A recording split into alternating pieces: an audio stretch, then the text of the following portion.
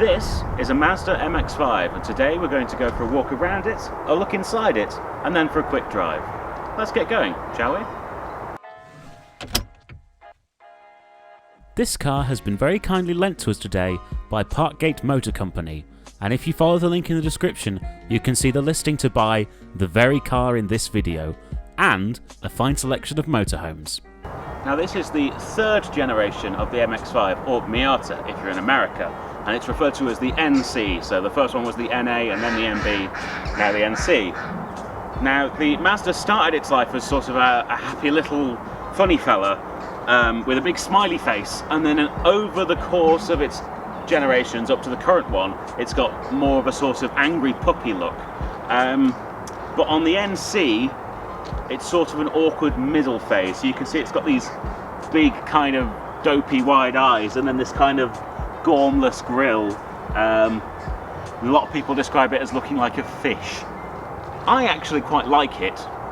I don't care if my car looks like a fish, I guess, but yeah, a lot of people consider it a faux pas as far as MX-5s go. We can see the continuation of this more aggressive styling with these wheel arches, which are significantly bolder than they would have been on the MB, but still it doesn't quite offset the front, so you've got this kind of weird, I don't know, it's like a baby but with massive shoulders, if you can picture that. Yeah, we'll go with that. Another thing with the NC is the online forums' insistence that it has a lower build quality, mainly due to this, if you come in close. If you look, here is the shut line, or not shut line, here's the body line between the front bumper and the side panel, and it's almost completely flush and very, very tight, but then if you look around the bonnet, the shut line is massive. Then if you move all the way down, it gets narrower slightly as we come along, and then you come to the door where the shut line is different again. Now, that's not really important to me, but I guess some people are really fussed about this kind of thing. And some people complain it makes the car look like it's been in an accident, when it hasn't. Now, automakers, take note.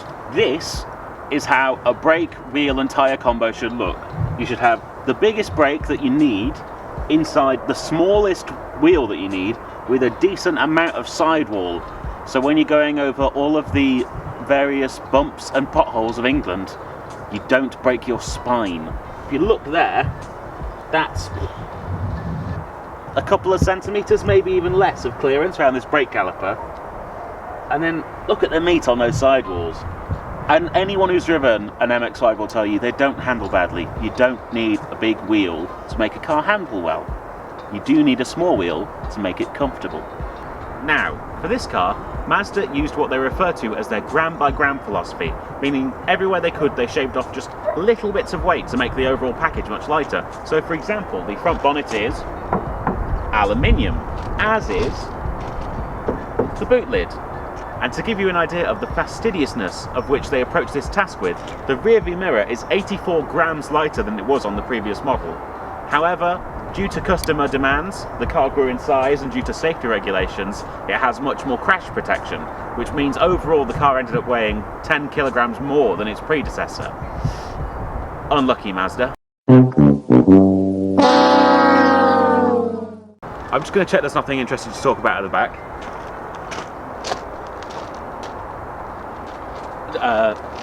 No, there isn't. So let's take a look at the ticking heart of this sports car.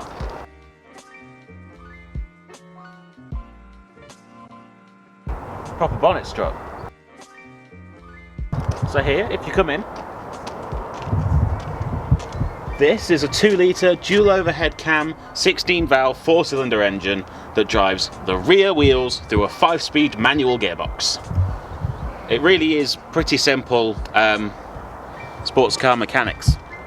It's as God intended. Rear wheels, manual, simple engine. Lovely stuff. And last thing on the outside, let's look in the boot. As you can see, it's well, it's not big enough for me to climb inside of, so I can't do that unfortunately, but it is actually a fairly decent size, so you'd certainly fit a weekly shop in there, or I guess some bags for the airport run.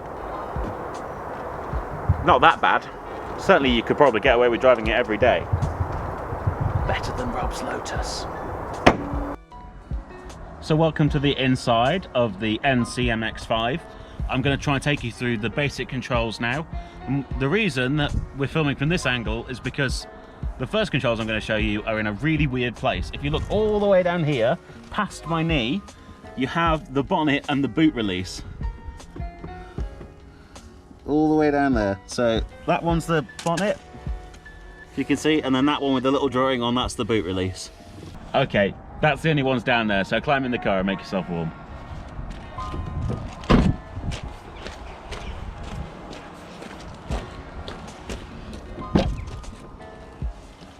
Why, hello again! So now, let's look at the steering wheel. It's quite simple. There is a volume and a channel button. Then you have your normal 2 stalks, right one for your windscreen wipers, left one for your indicators and lights. Here is the button to turn off DSC, and then you have your usual center stack. So you've got your radio and then your heater controls. And then in the middle, here are your window switches rather than being on the doors, I guess to save space because it's quite tight in here. And then finally, there's a little 12-volt socket in there so you can plug your phone in. But that's about it for the controls. Let's move on to the practicality. So now we've gone through the controls, let's look at the interior practicality. We'll start with the glove box. Uh-oh, it is full of the largest owner's folder I have ever seen in a car. It's like double the width of the actual books inside it. I don't know what the point of that is. That's the 10 kilograms that Mazda could have saved to make this car lighter than the MB.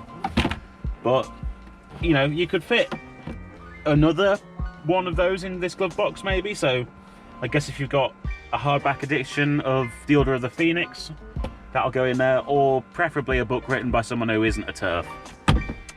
Then you have this little coin slot in the front here, if you want to zoom in on that. I don't really know what would go in there. I feel like anything you put in there is going to fly out, but, you know, maybe not. Who knows? And then here we have some concealed cup holders. Wow, look at that. Just hide them away. So I guess if you want to hide things inside the interior of this car, you've got a lot of options, because then also we have another little cubby here, and if you look, this one locks, as does the glove box. So I guess they put all of these in case you want to leave the top down when you've left the car alone. Not something that's really going to happen in England because it rains too much, but maybe if you live in Southern California. And this is actually where you'll find the release for the fuel door. So you actually just pull that out, and that's how you open the fuel door. This is the switch to open the or raise the roof. If it's lowered, you pull this and that unlatches it and you lift it up. And then if you just drop this seat forwards,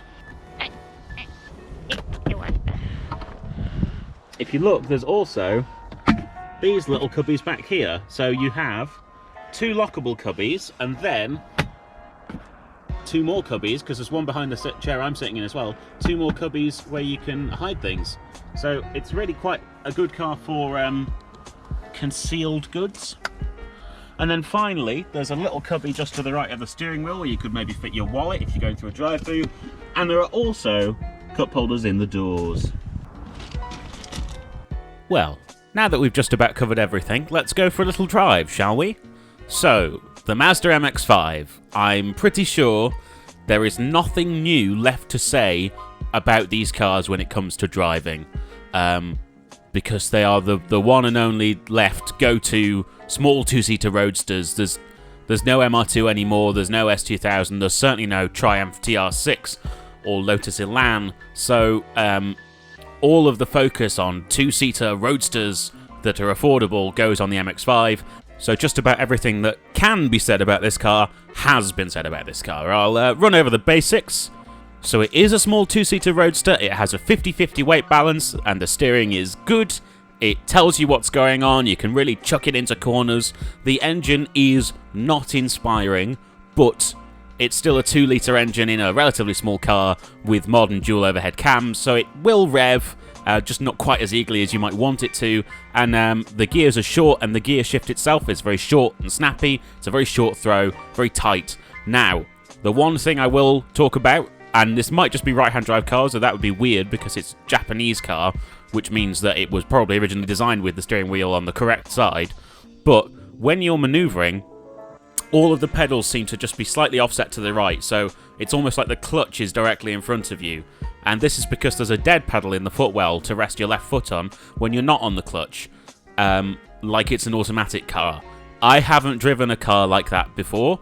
I also haven't driven that many cars with particularly tight footwells, and I didn't think about it when I put my shoes on that day, which were a great stonking pair of Doc Martens. So in low-speed manoeuvring, if you're wearing work boots, it can be a little tricky. However, I got the hang of it pretty quickly, and in almost all normal footwear, it'll be completely fine. It was just that initial reaction of, oh, it's a bit weird to stick my feet over to the right-hand side to do clutch work, but otherwise, completely fine. The pedals are a bit tight, but again, you'll be fine in a normal pair of shoes, just don't wear your Doc Martens. Now, the gears are nice and short, that really helps you feel like more's going on than it really is, because it's not an especially fast car. I think it's just under 8 seconds to 60, so having the short throw and the short ratios on the gearbox means you're quite busy all the time, and it makes it much more exciting in a straight line than it otherwise would be in what is not a slow car, but it's not going to light up the drag strip. I think the loveliest touch, especially for those driving with the whiff of midlife crisis about them, is with the traction control on, what you can do is boot it from a standstill if you're leaving just around a shallow corner, and it'll just kick the tail out a little bit, but just enough to make it look like you've handled it when really the computer's done everything, and gives that little bit of excitement as you set off, just a little kick out, and then you're straight off in a straight line, and it makes you look a lot more heroic than you really are, especially if you're called Pete and you spent the last 30 years working in an office cubicle. For the rest of the time, you can really quite safely just hoon it into corners. The computer's very capable and it will handle it, even in a car of the age that I was driving, but certainly even the later NCs. You won't get into trouble round a corner unless you go in at truly moronic speeds. So for the uninitiated rear-wheel drive driver, it really is quite an easy car to handle, and yes, so if you're considering it, now you've hit 45 and you've thought, oh, I never had that sports car that I always dreamed of when I was 16, you can go out and buy this and it will not put you in a hedge, probably. Obviously, I don't accept any legal responsibility for your idiocy, but of anyone of any age, I would say this is a great place to start in terms of a rear-wheel drive car, probably certainly safer than a BMW, or definitely a Mustang. In terms of driving comfort, the seat is good.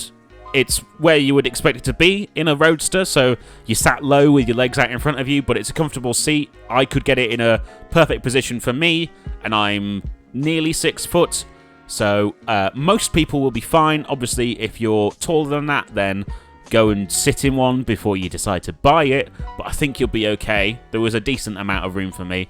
The tightest thing was probably the headroom, so if you have an especially long torso, that would be a thing to consider, but I would say just drive it with the roof down all the time, because I drove it with the roof down, even though it's November, and I still enjoyed it. My face was cold, but it's a very, very fun experience, and I started to understand that whole roadster thing. The heat is very powerful, so you can drive it in colder weather with the roof up. It will heat up quickly, and with the short ratio 5-speed gearbox, it won't be the best for motorway cruising, but I certainly think I could drive for a long distance in the car. I just don't think it would suit the car's dynamics, so you're going to be sitting at relatively high revs at motorway speeds and burning more fuel than you might need to, but it can do it, and it won't be the worst thing in the world, and there is enough space in the boot. If you want to go for a weekend away or something, you could take this car and do motorway miles in it in order to get somewhere like the Cotswolds or Wales or the Stelvio Pass. If you want to take it all the way down there, you could do the miles down there in it comfortably without breaking your back. It's not like a Lotus in that respect. It's much more approachable, but then you would still have 90% of the fun when you got there that you would in something more focused like a Lotus or a lightweight sports car. I think it's quite a good compromise for average people, and certainly if you're in that place where you want to buy that second car for the weekend, what you're doing is buying a car you can also use throughout the week fairly normally, You're not restricted to only ever using it for special occasions. It doesn't have to be put away for 6 months of the year because you're worried about salt on the road or it's spinning out. And that's the final point I'm going to make, is salt on the road. The NC is the oldest MX-5 you can buy that might not be a basket case of rust, because the NA, and slightly less so the MB, but also the MB, do have problems with rusting. They do not salt the roads in Japan, so I don't think they thought about it enough, and obviously when people bought them new they were fine, but now they're getting to the point where they're, 30, 25 years old. Rust can be a problem, whereas the NC, people go, oh, it's bigger and it's heavier and it's not. Well, it's only a tiny, tiny bit heavier. It's bigger, which means it's more comfortable, and it retains basically all of the driving joy. So you're getting a much more usable package that's still pretty much the same level of funness, and you do not have to worry about a massive repair bill for welding every time you take it for an MOT, because it won't just rust to nothing. It's still a car, be careful, keep it clean, but it's just not going to be as susceptible to rust as an NA or an MB would be, while offering a much better value proposition than the brand new ND. So there you go, the Mazda MX-5 NC. I'm going to throw it back to myself to do a conclusion. So, in conclusion, the Mazda MX-5 NC. Is it a good car? Yes, it is. And I also think it's the pick of the range right now. The NA and the MB have a hideous habit of just rusting away. This was the first car with proper rust protection, but it's fallen to a place where it's comparable now to the NA and MB in terms of price. And I think for your money, this is where you're going to get the most MX-5. So this is the one to go and get right now. Mazda MX-5 NC. It's a thumbs up from me.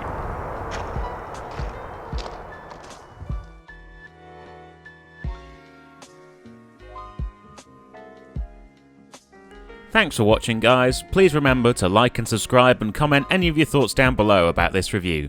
You can find us on Facebook, Twitter, Instagram, DriveTribe and Patreon, so please follow and or subscribe and or give us money in any of those places. See you next time.